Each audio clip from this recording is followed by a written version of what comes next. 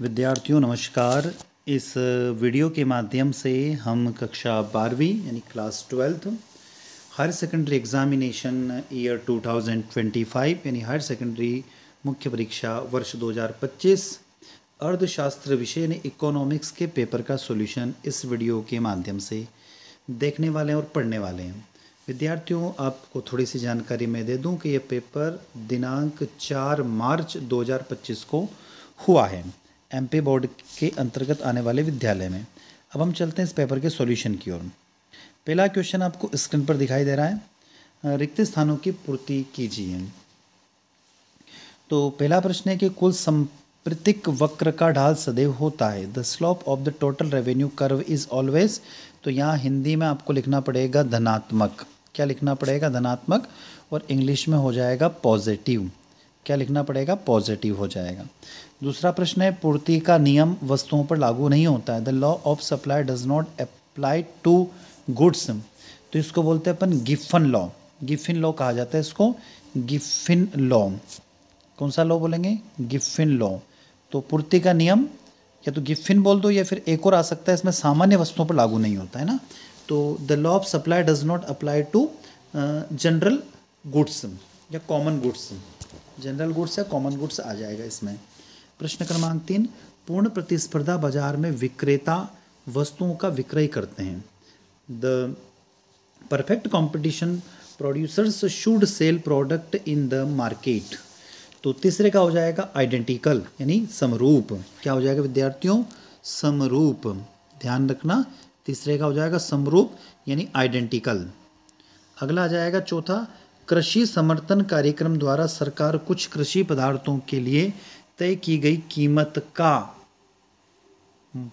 समर्थन मूल्य, क्या समर्थन मूल्य तय कर देती है। समर्थन मूल्य आएगा इसके अंदर। चौथे में हिंदी में यदि आप ऑप्शन लिखोगे तो आपका ऑप्शन आ जाएगा समर्थन मूल्य आ जाएगा। इसमें क्या आ जाएगा? समर्थन मूल्य।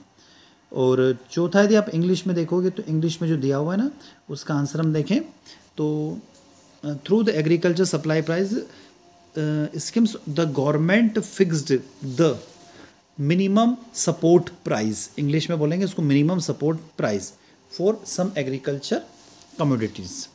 प्रश्न क्रमांक 5 दिया हुआ यहाँ पर, जॉन मेनार्ड किन्स की प्रसिद्ध पुस्तक the general theory of employment interest and money का प्रकाशन वर्ष क्या है? तो जॉन मेंडेस केर्नी फेमस बुक, तो इसका प्रकाशन वर्ष याद रखना 1936 से 1936 से।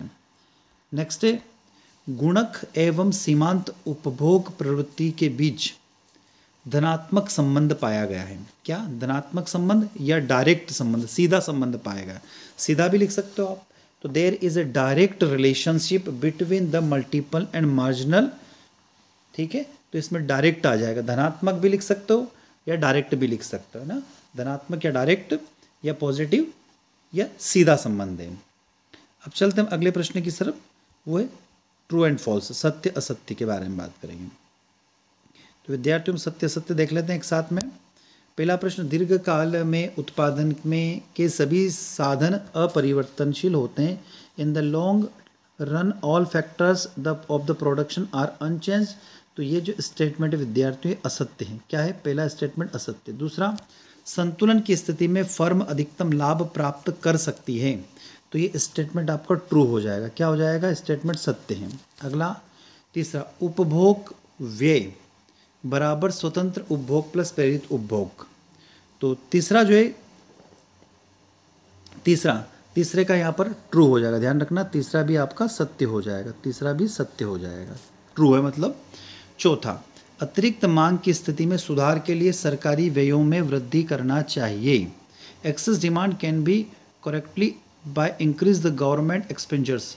तो इसका चौथे का हो जाएगा असत्य। ये रॉन्ग स्टेटमेंट है। क्या है? रॉन्ग स्टेटमेंट है। पांचवा, संसद में बजट भाषण गृह मंत्री द्वारा दिया जाता है। तो ये पांचवा भी असत्य हो जाएगा, है ना।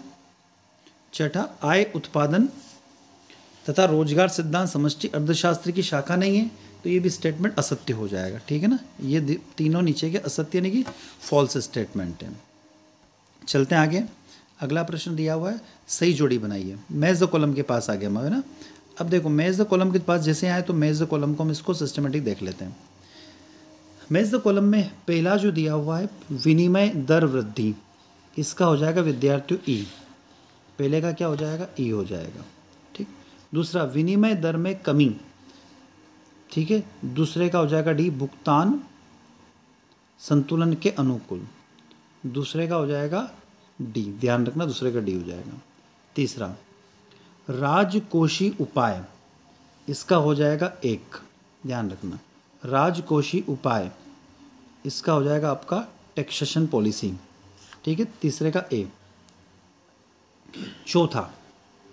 चौथा मौद्रिक उपाय, मौद्रिक उपाय का करेक्ट आंसर बी ऑप्शन हो जाएगा। क्या हो जाएगा, बी, खुले बाजार की क्रियाएं।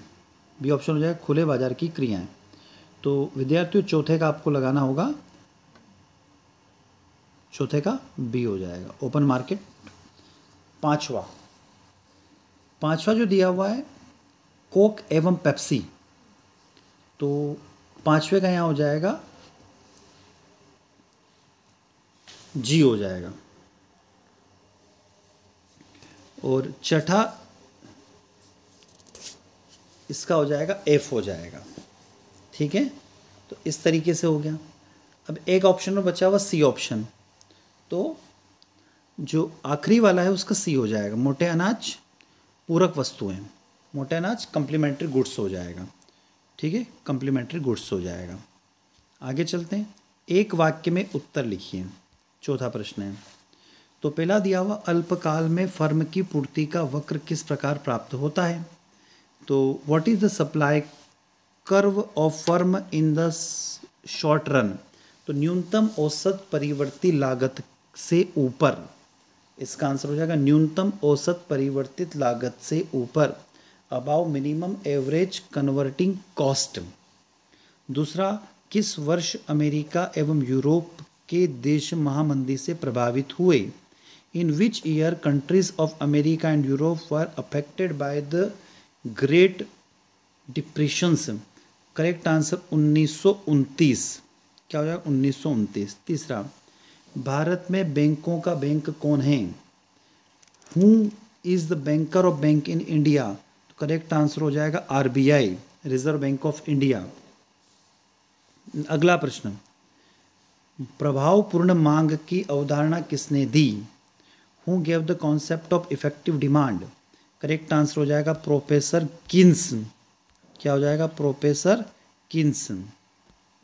अगला प्रश्न, नेक्स्ट फिफ्थ, प्रतिरक्षा व्यय किस प्रकार का व्यय माना जाता है। What type of expenditures is defence expenditures. तो इसको राजस्व व्यय माना जाता है, रेवेन्यू एक्सपेंडिचर्स, राजस्व व्यय रेवेन्यू एक्सपेंडिचर्स। इसके बाद आएगा अगला छठा, एक देश की मुद्रा का दूसरे देश में मुद्रा में व्यक्त मूल्य क्या कहलाता है। What do you call the price of country currency in term of the price of other country currency. तो 6 का हो जाएगा एक्सचेंज वैल्यू, विनिमय मूल्य। एक्सचेंज वैल्यू, विनिमय मूल्य। और आखिरी दिया हुआ इसमें वो दिया हुआ है, right the name of method for calculating national income. राष्ट्रीय आय गणना की विधियों के नाम लिखिए। तो आय व्यय विधि, इनकम एक्सपेंडिचर्स मेथड, आय व्यय विधि, इनकम एक्सपेंडिचर मेथड्स। अगला प्रश्न आएगा, पांचवा प्रश्न, बुनियादी आर्थिक समस्या जिसका समाधान करना पड़ता है वह है। तो पहले का सी हो जाएगा, असीमित आवश्यक एवं दुर्लभ संसाधन, ठीक है। इसका इंग्लिश वर्जन भी देख लेते हम लोग, the fundamental economic problem beginning fits. तो इसका सी ऑप्शन हो जाएगा।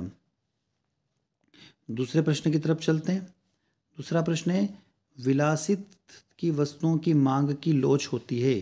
तो ए ऑप्शन हो जाएगा लोचदार। क्या हो जाएगा, लोचदार। इधर इंग्लिश में देख लेते हैं, elastic demands of luxury, elastic आ जाएगा, ए ऑप्शन करेक्ट हो जाएगा। अगला प्रश्न नेक्स्ट दिया हुआ प्रश्न क्रमांक 3, कुल लागत होती है, लागतें होती है। तो ए ऑप्शन हो जाएगा कुल परिवर्तित लागत, टीवीसी, टीवीसी हो जाएगा ना। तो इसमें भी है तीसरे का, the total cost or total variable cost, A option हो जाएगा। चौथा प्रश्न, निम्नलिखित में से साधन आय कौन सी है? तो बी ऑप्शन हो जाएगा इसका अनुदान। कौन सी? अनुदान। तो इधर देखेंगे आप लोग grants, which of the following factor income? Grants. Next fifth, उपभोग फलन है। उपभोग फलन है, ए ऑप्शन करेक्ट है, आय का उपभोग में संबंध। और छठा है, एक सरकारी बजट में राजस्व घाटा लगभग रुपए 20,000 करोड़ है तथा उधारी 50,000 करोड़ तथा वित्तीय घाटा क्या होगा? तो एफ ऑप्शन सॉरी इसका ऑप्शन बी हो जाएगा 20,000 करोड़। तो इधर आ जाते हैं इंग्लिश वर्जन में। जो फिफ्थ है, फिफ्थ का करेक्ट आंसर विद्यार्थियों ए हो जाएगा। और सिक्स्थ है, सॉरी हाँ, फोर्थ का ए, फिफ्थ का भी ए और सिक्स्थ का बी हो जाएगा। इसके बाद देखो कितने अच्छे प्रश्न पूछे गए इसमें। पैमाने के प्रतिफल की परिभाषा लिखिए। फर्म का लाभ किसे कहते हैं? अवसर लागत को परिभाषित कीजिएगा। पूर्ण प्रतिस्पर्धा बाजार की कोई दो विशेषताएं लिखिए। हम कब कहते हैं कि बाजार किस वस्तु के लिए है? क्या होगा यदि बाजार के मूल्य प्रचलित मूल्य हैं? किन्हीं ऐसी 4 आवश्यक वस्तुओं के नाम लिखिए जिन पर भारत की उच्चतम निर्धारित कीमत लागू हो। निम्नतम निर्धारित कीमत को सुपरिचित उदाहरण दीजिए। जीडीपी, एनडीपी, डब्ल्यूपीआई और सीपीआई में को समझाइएगा। माल सूची क्या है? उत्पादन के कारकों के नाम, उनके पारिश्रमिक लिखिए। राष्ट्रीय आय गणना आय विधि के कोई 4 घटकों के नाम लिखिए। स्टॉक और प्रवाह की परिभाषा दीजिए। भारतीय रिजर्व बैंक के कोई 2 कार्य लिखिए। सीमांत उपभोग प्रवृत्ति को समझाइए। एकदिष्ट अधिमान क्या है? उपयोगिता में कोई 2 लक्षण लिखिएगा। अनादिगमन वक्रों के कोई 2 लक्षण लिखिएगा। बजट सेट को परिभाषित कीजिएगा। और एक प्रश्न दिया हुआ है, एक न्यूमेरिकल दिया हुआ है, देख लीजिए इसको। और इस तरीके से ये आपका पूरा पेपर इकोनॉमिक्स का पूछा गया था। तो आई होप ये सॉल्यूशन आप लोग को अच्छा लगा होगा। विद्यार्थियों, वीडियो लेक्चर अच्छा लगता है तो लाइक करिएगा, क्लासमेट को शेयर कीजिएगा, कमेंट बॉक्स में कमेंट करके बताइएगा। और चैनल को अभी तक आपने सब्सक्राइब नहीं किया तो चैनल को सब्सक्राइब जरूर कर लीजिएगा। विद्यार्थियों, इसी के साथ मैं डॉक्टर दीपेंद्र कुमार शर्मा आपसे विदा लेता हूँ। नए वीडियो के साथ पुनः आपसे मुलाकात होगी। जय हिंद, जय भारत।